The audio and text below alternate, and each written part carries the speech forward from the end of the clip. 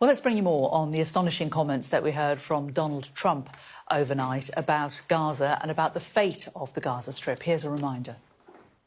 We should go to other countries of interest with humanitarian hearts, and there are many of them that want to do this, and build various domains that will ultimately be occupied by the 1.8 million Palestinians living in Gaza, ending the death and destruction and, frankly, bad luck.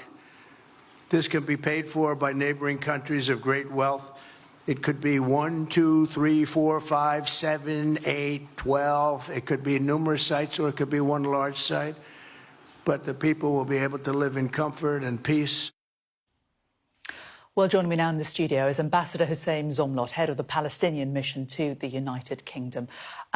What did you think when you heard those words? It just tells you all you need to know for the last 100 years. This is about the erasure of Palestine, and the center of that erasure is the ethnic cleansing. It happened already in the events of 1947-48. Israel, the Zionist militias at the time before the establishment of Israel, has managed to ethnically cleanse 2/3 of the Palestinian people. 80% of the population in Gaza are refugees, originally ethnically cleansed from these towns and homes of what became Israel later. And regrettably, what we heard yesterday was a full-fledged support of that Israeli plan that is very well manifested by Netanyahu for the erasure of Palestine. But it took Israel that ethnic cleansing in 1948, the military occupation of 1967, the colonization and the theft of land, and the system of oppression and apartheid, and all the way to the genocide in Gaza. Yet the people of Gaza and the people of Palestine, our people, did not leave their homes. So if they have been tested via genocide and they remained on their home, that sideshow in Washington will not change the course of history. Palestinians on their land, in their homes, and we shall remain. Without going back through all of the wars that have led us to this point now, and of course also the fact that Israel denies what is happening in Gaza as genocide, that's something obviously you feel very differently about. Do you feel that Trump's words mean the end of any possible two-state solution, which for so long has been the best hope of the Palestinians? But hang on there, that I feel differently about what Israel believes about the genocide. It's not me feeling. It's not me accusing.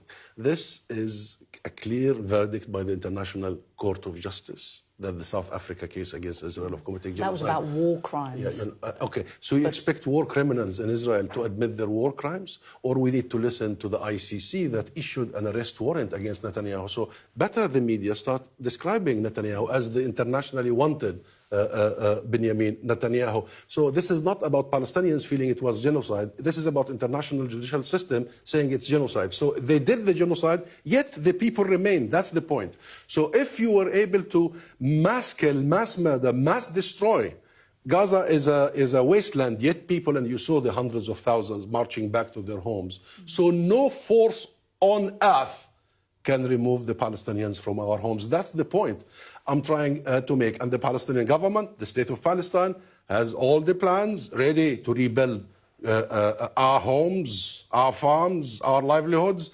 Everything is on the borders. We have the relationship with the region and the international community. There will be an international conference in Egypt. Egypt will give us all the help possible, so will the rest of the world.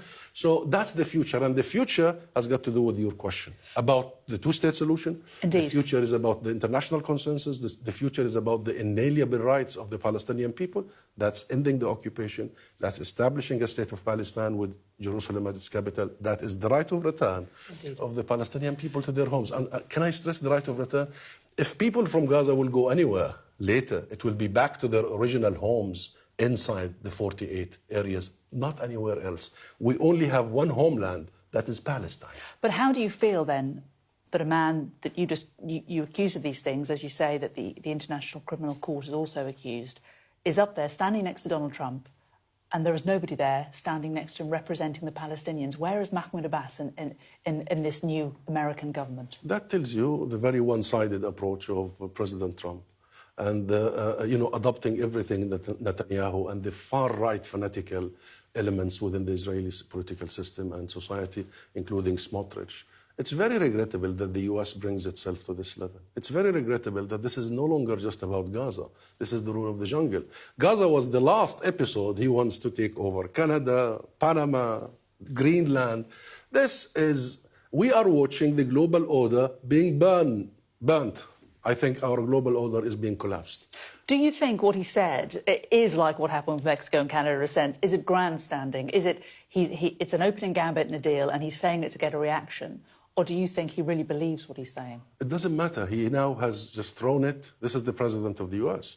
Thrown it and normalized the conversation. Normalized the idea of ethnic cleansing. Normalized the idea of mass expulsion of people from their homes. Normalized the idea that you can literally erase entire nations.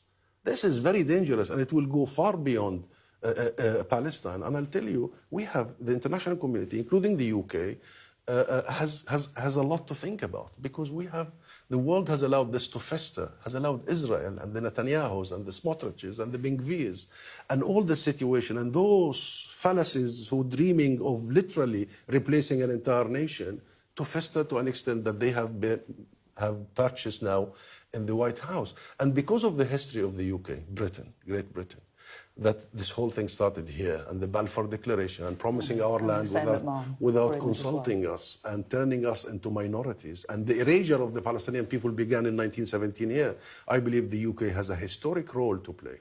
Do you feel reassured by the comments that we've heard from the Prime Minister in Prime Minister's Questions, and also from the Foreign Minister David Lammy today, standing up for the Palestinians and the right of the Palestinians to exist in a two-state solution? Yes, I do. And it was firm, it was clear, it was blunt, but statements are not enough.